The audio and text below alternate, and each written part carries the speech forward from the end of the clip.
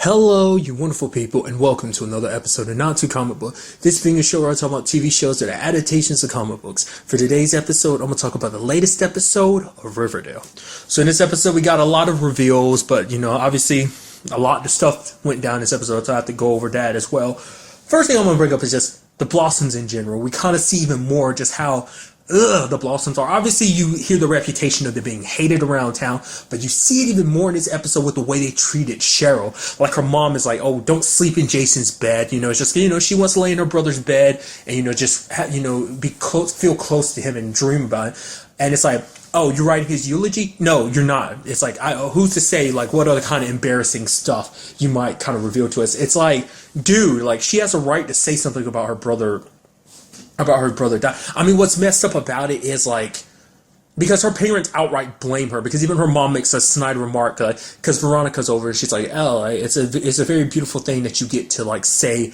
goodbye to your son, and Cheryl's mom makes, like, a snide remark, basically, like, oh, yeah, well, Cheryl actually already got to say her goodbye when she rode her brother off to his death. It is like, don't put that on Cheryl, like, because it comes up, because it's like, why? Because the question is, why was Jason trying to leave? I mean, obviously, like I said, we got into that a little bit later on in this episode, but I mean, we learned a little bit more about Jason, but more than anything else, it's the fact is that, why was he trying to get away in particular? Well, I'll get to that in a second. I'll go ahead and bring that up. But first, it's like, the fact is, because also when it came to Veronica being there, it's like, it's like, the mom is like, I don't know why you're here. It's like, the only reason why you're here is because Cheryl invited you. Even going as far, like, her and her dad are asking all these questions about, it's like, oh, how does it feel, Veronica? Oh, it must have felt bad when your father got arrested. And, like, she's just kind of keeping her own composure. Like, it's like, who the hell? You're such douchebags. Obviously, it seems like they have a problem with Veronica's mom and her dad, just in particular their family, because there was that conversation between Veronica's mom and Mama Blossom, and it turns out that the Blossoms know what it is that her and her husband are up to. The fact is, like, oh, you're trying to come here during this memorial just so you can have the upper hand or something like that. It's like, no, the fact of the matter, she's just trying to be a courteous person, because, like, she has a child too, and she knows, like, I mean, she can't even imagine what it feel like to have lost a child, so it's like, but I mean, at the same time, it's like, because, like, even Cheryl is like, she wishes things were different for Jason, that Jason had a different family, because it's like, I mean, we see the way they treat her. They mourn and miss Jason, but it's like, apparently, I mean, it makes you wonder, did they even really treat Jason any better for him to want to run away in the first place? So, but basically, like, her mom is, like, going to kick Cheryl out, basically going to send her off away, like, boarding school or something like that, basically sending her away because she made a spectacle at the memorial, saying, like, oh, how they all let Jason down and how sorry she is. That basically, in her eyes, it's more so, I guess it's a combination of, like, oh, you're embarrassing the family, and you had the audacity to ruin your brother's memorial. It's like, because in her mind, she's like, oh, you're just trying to keep making this about you. And it's like, that's not what Cheryl's doing. It's like, now you kind of see why Cheryl is the way that she is, because she probably doesn't know how to really act around people. Like, she has to act a certain way because of, like, her family and everything. It's like, so it's like, in your own way, you can look at it as Jason and Cheryl are victims too. And, like, you see that more so with Veronica's, because Veronica's the only one that really sees Cheryl for herself. I mean, because even Veronica's like, why did you invite me over to this quote unquote slumber party, even though I'm the only one here? She's like, because when it came down to it, like, Veronica was the only one that was there for her when she kind of had that meltdown at the game, because she looked at Archie running and she just saw her brother, and it just kind of all hit her. Mainly because, at the time she had thought it was, her brother had left, so she was playing up the whole, like, him being, but this was after it kind of cemented in her mind, after finding the body and everything. It cemented in her mind that her brother was gone and he wasn't coming back.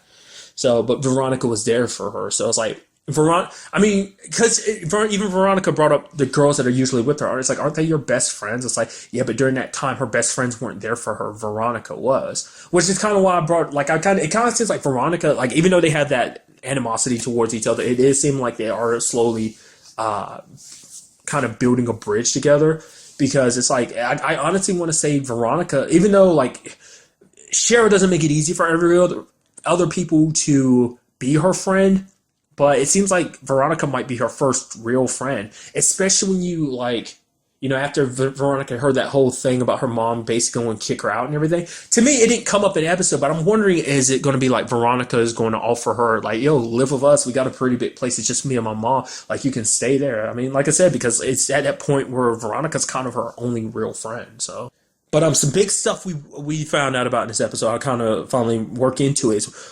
basically Betty and Jug snuck into Jason's room and they came across his grandmother who mistook Betty for Polly and reveals something that basically, there's that ring. Oh, like the fact is I lost a grandson, but you lost a husband. And it's like, oh, Jason proposed to Polly, because earlier Betty found out all that information like from one of the people that was pretty close to Jason. It's like Jason started selling all of his stuff. He even got to the point he started selling drugs. That might be unrelated necessarily to the whole Polly situation.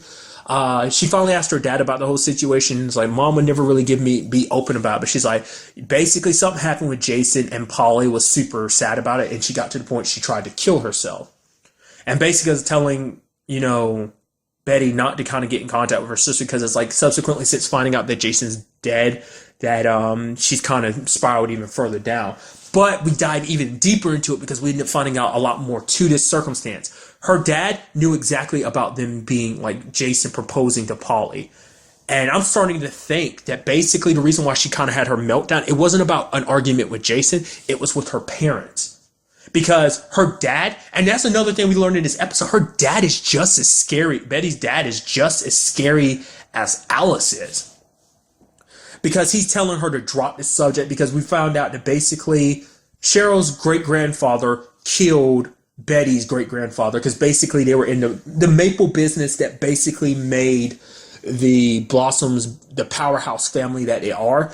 Basically, the Coopers and the Blossoms were in that family together until the Blossom great-grandfather killed the Cooper great-grandfather. And now, obviously, there's a lot of tension between the families, and that's why they don't get along. So, like, that's the understanding why. I mean, I wonder, is that exactly why Alice has such a problem? It makes sense why the dad would, because that's his family thing, but maybe she also brought that in. Maybe Alice has her own reasons too, because it's like, because Betty learns, it's like, my family has a lot of secrets. They've kept all this stuff from me, but like, what if that's what made Polly suicidal? Wasn't because of Jason, but because of what her parents do. Because obviously, like, Betty brought it up before that her mom said some pretty cruel things to her. It's like Jason might have broken her heart, but it was her mom in particular, that broke Polly. So what if we ended up finding out that basically the reason why Polly had the meltdown is because they tried to drive a wedge between Jason and her. I wondered that if that had to be something along with it, because that's another reason why he was running away, trying to leave everything behind, why he felt like he needed to, because there was so much tension between his family and Polly's family that it's like, oh, we're just going to run away together. But I mean, I think that's what because I was wondering about that. I was like, was he going to run away and track down Polly?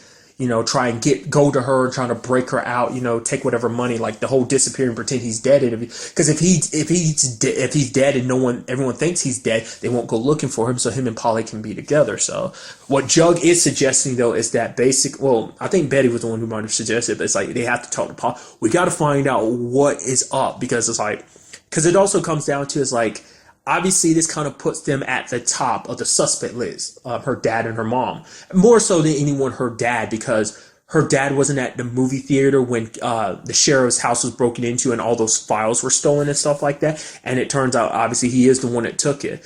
In particular, it seemed like some stuff connected to Alice. Like I said, like Alice has got her own secrets when it comes to the Blossom family, because it's like I said, I can understand the dad's own reasons, but it's like, I don't feel like that's enough for Alice to hate them as much as she does. I feel like there has to be more to that. Like, if it was her great-grandfather that died, I'd understand, but it was her husband's, not hers. Like I say, I get understanding the whole, like, you're a family and everything, so if one family member's problem is your family, so if there's a blood feud, it's like you're obviously going to be on your husband's side, but then it's like, going as far as she did, making an embarrassment out of, like, putting Jason's autopsy out there like that, there is more to it than that. Like, it's obviously she has a very controlling personality. Like, obviously it's to protect her children, but at the same time, it's like she's very controlling. So I'm wondering, could it be that maybe she snapped at Polly because she felt like she was losing her daughter, and it's like, oh, she was having her daughter taken away. Because now because obviously Betty's always had an issue with Jason, but now she's looking at Jason very different because it's like, oh, everything Jason was doing was connected to Polly. Like, he did love her. It's not like, so it's going to be interesting finding out what other secrets her family's keeping from her. Like I said, that really caught me by surprise because it seemed like her dad was the most level-headed one. I was like, obviously, the mom's she's kind of like the one with the short fuse and kind of the crazy one. But it's like, after him being like, yo, let this go, to basically like stay out of this, like how threatening he looked, it's like, apparently he's kind of a crazy one too. So, very interested in finding out about that. Talking about Veronica and her mom.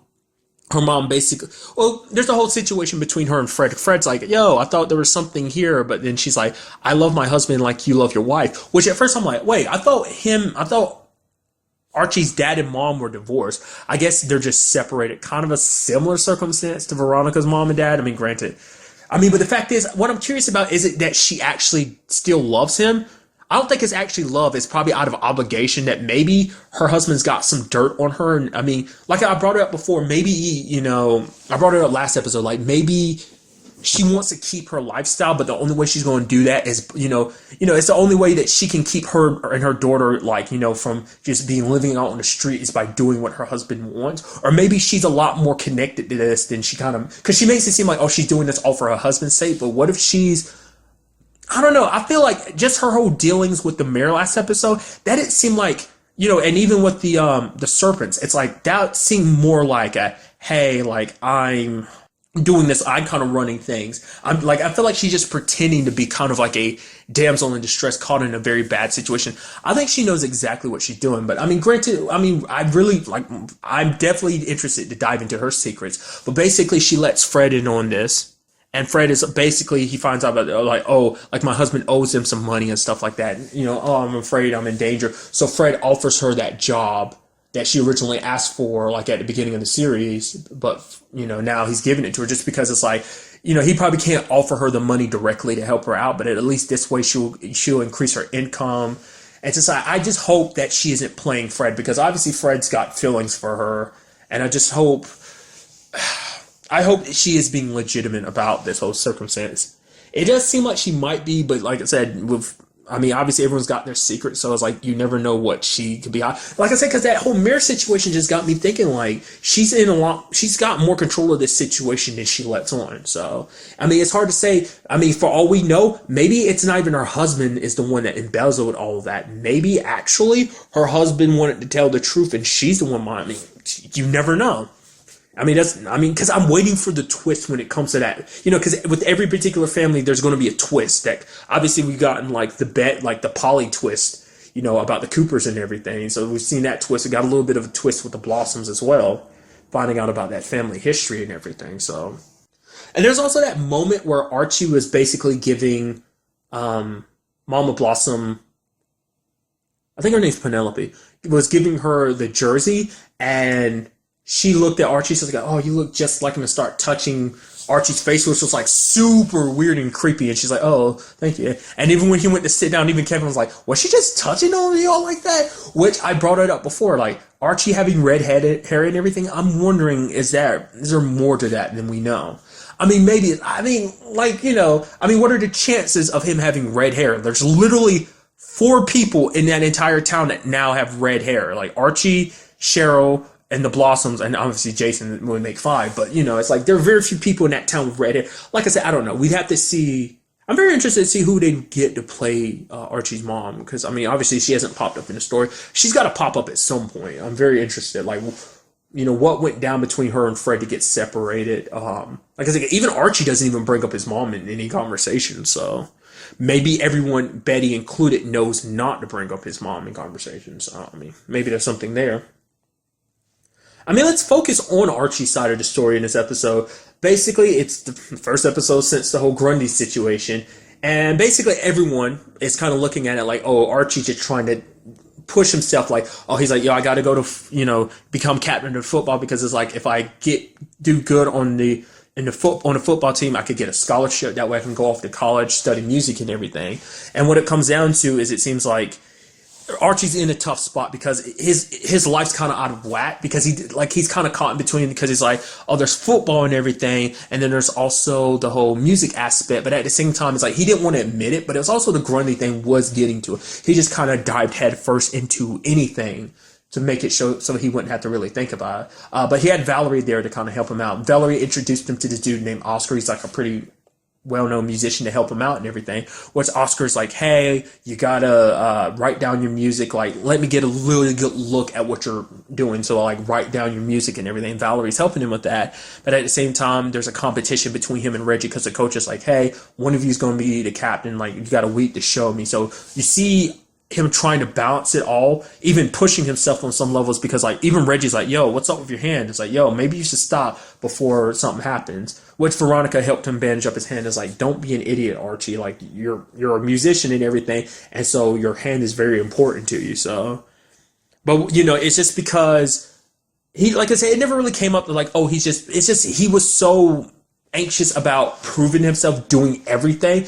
That it's kind of one of those situations. I've referenced it recently as something else. I don't remember what it is, but basically you try and get the particular reference was basically you try to get everything, you walk away with nothing. It kind of applies here that he's trying to do everything. Which, talking to Valerie, basically Valerie's like, no one's stopping you. Oscar is like, yo, your music's juvenile. The fact is that you're not, because Oscar's kind of like, oh, you got to be 100% dedicated to this. He's basically like, I can't help you. Which Valerie is like, yo, no one's stopping you from doing your music. All this comes down to is you. The only person stopping you is you.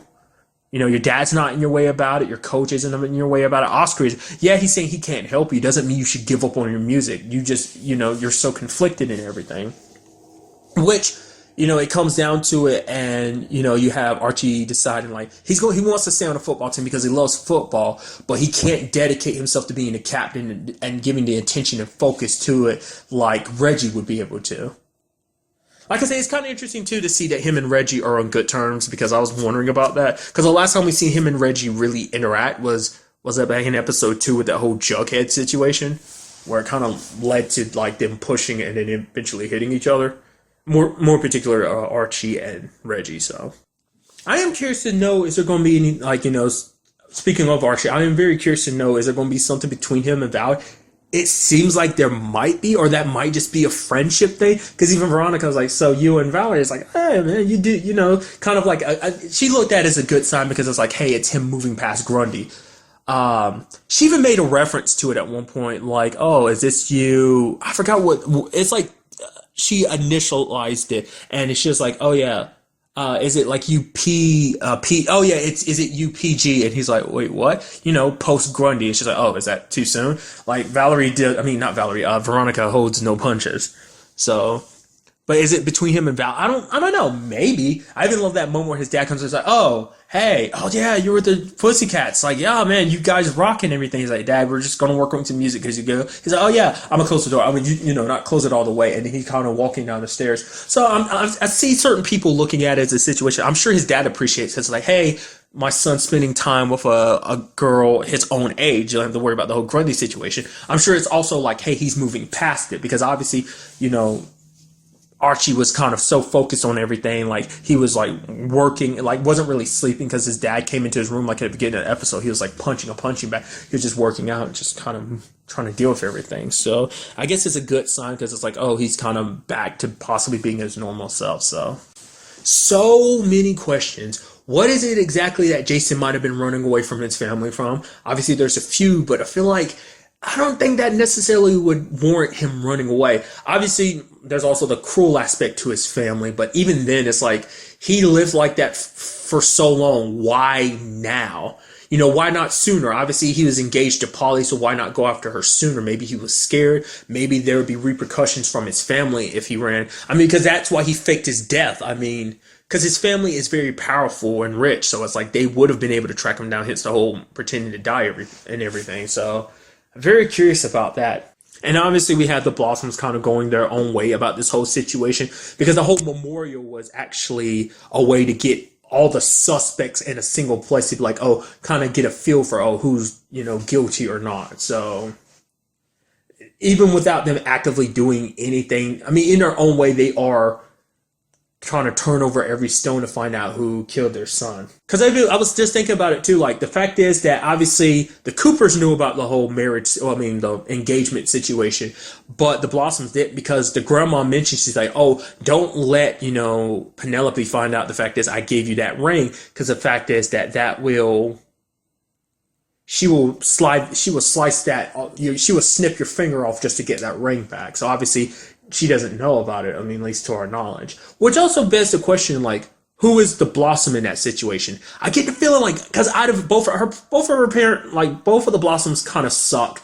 But when it comes to, I just feel like the mom is the most vicious. The dad's, it's kind of like a flip of, like, it's kind of like a mirror image of the Coopers. It's like, obviously this episode we saw the darker side of the dads on both occasions, but it's like, it seems like the moms are the worst. In Alice and Penelope's case, it seems like amongst their families, they are the worst, kind of like the downsides to their family. So I'm very curious to find out, is she the actual Blossom, and maybe she married her husband, or is her husband the Blossom? Because that was never really brought up. Like I said, with the Cooper situation, we know that her dad's grandfather was the one connected to this blood feud situation, the one that got killed. So, and even that's probably something we're going to be diving into, and maybe end up finding out that things aren't as black and white as they seem, that there's probably a lot more to that situation than everyone knows about. So, like I said, very good episode. But really, that's all I want to talk about in this episode. Till the next time we meet, be happy, be safe, live life to the fullest, and enjoy it. Good day and goodbye.